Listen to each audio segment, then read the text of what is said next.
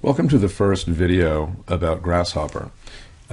In this workshop tutorial, we're going to construct a Grasshopper definition for making a parametric truss, a very simple piped steel truss, but one that you can vary the length, depth, spacing of panel points, and the size of the pipes in a very fluid fashion.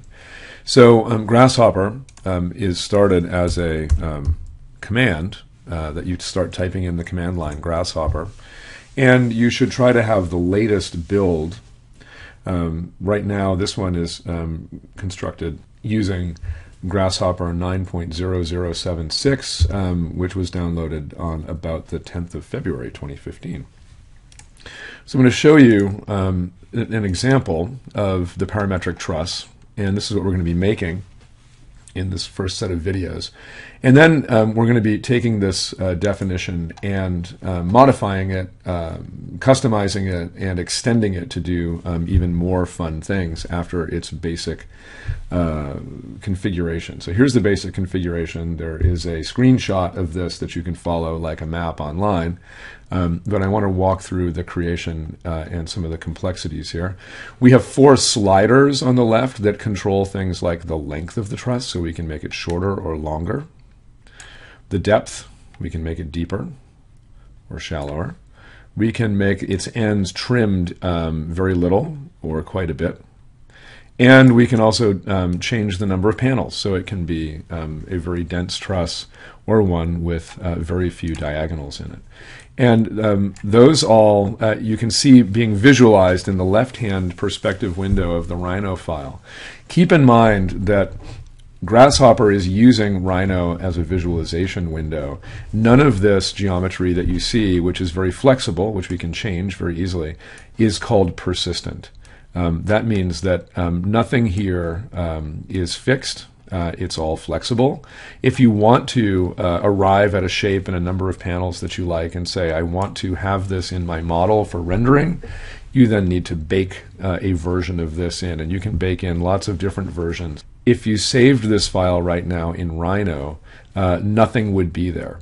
This definition exists as a Grasshopper file, which needs to be saved as a Grasshopper document. In this case, it can be opened and associated with any Rhino window, and it can produce its geometry and then bake it into any file that you're working with. And unlike some Grasshopper definitions that use geometry from Rhino as a starting point and import geometry from Rhino into the Grasshopper definition, the definition as you see it here is entirely autonomous. It creates all of its geometry from Grasshopper and places it into Rhino. So if we were to quit out of this Grasshopper window, everything on the left in Rhino would disappear. So we're going to start over, and I'll take you through step by step at least the first half of the creation of this in this video, and then we'll move on to finishing the definition in another video. So I'm going to start a new document, and so as I said, the geometry associated with the old one has disappeared, and this definition begins with a line. It is associated with the origin point 0, 0, 0. And if you look at the tabs across the top here, you see collections of components that you use to create Grasshopper definitions. They include mathematics, parameters, sets, and logic. This really has to do with manipulating data. We're going to start with a curve, and all linear geometry, straight line or curves are called curves, and we're going to make a simple line, but we're not going to make just a point-to-point line. We're going to make a line called a line SDL, start, point, direction, and length, so that we can control this. So to define the start point for this line, I want it to be at 0, 0, 0. One of the easiest ways to do that is to use a component called construct point. And to find it, it's actually quite difficult to find in the tabs and the pull downs.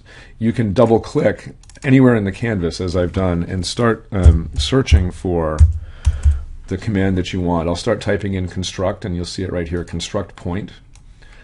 And you can put in data for the X, Y, and Z. It actually starts with that data being 0, 0, 0, lucky for me. So I can just use this wire, and I can connect that point to this. And notice if you hover over the inputs or the outputs of a component, you see what data is being passed along. So I see that the SDL line component is now getting data of 0, 0, 0 from the point component. So I now need to give it a direction, and directions are handled in Grasshopper with vectors. And the vector that I'm going to use is a unit vector from the vector tab. And I'm going to use a Y unit vector so that the line will go in the Y direction. And to give it a length, I'm going to come back to the params tab, and I'm going to pull down a number slider. And we're going to be using 4 of these in this definition. This first one will be for the length of the line, i.e. the length of the truss. Every number slider comes with a generic set of inputs. You need to right-click and edit a number slider. And in this case, we're going to tell it that we do want a floating point number, not an integer. We'll use integers for the number of panel points. 2 decimal places is fine for what we have here. And we want to give it a range. And in this case, we don't want this to be any less than 10 feet.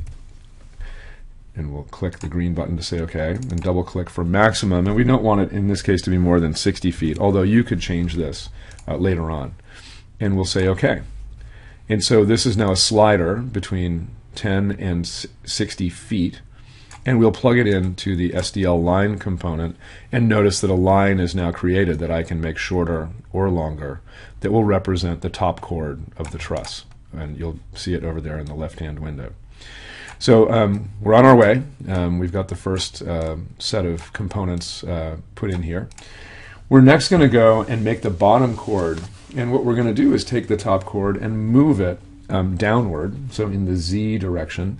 And we're going to use a move command. I could double click and start typing in move and get that and pull it down here. And the move wants geometry, and then it wants a translation vector. And keep in mind that a vector is not just a direction, it's a direction and a quantity. So we are going to, the geometry that we're going to move is the line. So here it is, and you can see it being moved. In this case, it's already showed up as having been moved. But I need to tell it some more about what's going on. I need to give it a vector. So I'll go back to vectors, and I'll get a Z unit vector. We want to go in the Z direction. But now we want to give it a certain amount of distance. So again, I'll put in a slider. I could take the one that I have there. I could click on it and Control-C, Control-V to copy it. And now I still want to edit it, so I'll come in and I'll edit that, because I don't want it to be 60 feet deep. In fact, I want to give it a minimum depth of about 1 foot and a maximum depth, in this case, of about 8 feet. And I'll say OK, and I'll connect that with a wire into the Z vector and connect that into the vector for the move. And so now you see my bottom chord is going up, but it's working perfectly. So what I need to do is reverse the direction of this. And there is a very handy thing that you can use. Double click again, start typing in reverse, and you'll get a component that will simply reverse that direction and that vector.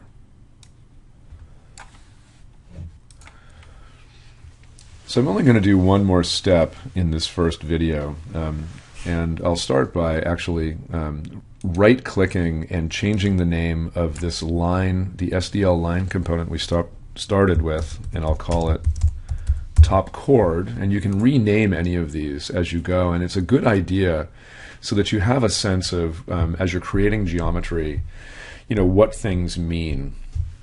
As well, I'm going to make the slider here that controls the depth, named depth. So I have length and depth. The third thing I'm going to do right now is I'm going to copy this slider, and I'm going to make it useful now to control what will be called the trim. And so I'll rename it here, trim. And I'm going to give it a set of values. In this case, I want it could be quite small, 0.1 as a minimum, and a maximum of something like 4 feet. Something that's less than 2. If you multiplied that by 2, it would be less than the overall minimum length of this, so that it doesn't start to try to trim it beyond what it can actually be trimmed. So that's going to be a useful thing. And I'm going to make my final slider while I'm at it. So I'll take this one and I'll copy that one last time. And I'll edit this one. And this is going to be the number of panels. So I'll rename it panels. And again, I will set this one. We'll have between a minimum of 2 panels in our truss. Less than 2 doesn't make sense. And maybe a maximum of, let's say 16 panels. So between 2 and 16 is our number of panels. And we can start to take the top chord and actually divide it with a number of points that will represent the number of divisions that we'll be using along the top. So I can put in a divide curve command. Again, I double-clicked on the canvas, typed in divide to get the divide curve command. It can be found in these pull-downs under a curve, division, divide curve menu, or you can just double-click. So as you get to know what these different components are called, you can find them in a couple of different ways. And we're going to take this top chord and we're going to bring it in as the thing that we want to divide. And notice it already shows up with some green points. It has a number already in its number input, which if you hover over, you see it has a count of 10. We want to be able to control that more dynamically, and we're going to control that with the number of panels. But I noticed one thing when I made my panel slider, that this is floating point. It's 3.89 panels, and that's not going to be so useful. So I'm going to come back and edit that one last time and change its number type to integers, whole numbers. So they are whole numbers between 2 and 16, not anything with floating point decimals, right? So now we have whole numbers that we can use. Click that in as the number. And now you can watch those green points increase and diminish from 3 to 16 to begin to control what will be the top of the triangular panel points of this truss. My voice is a little bit rocky today, having a cold as I do.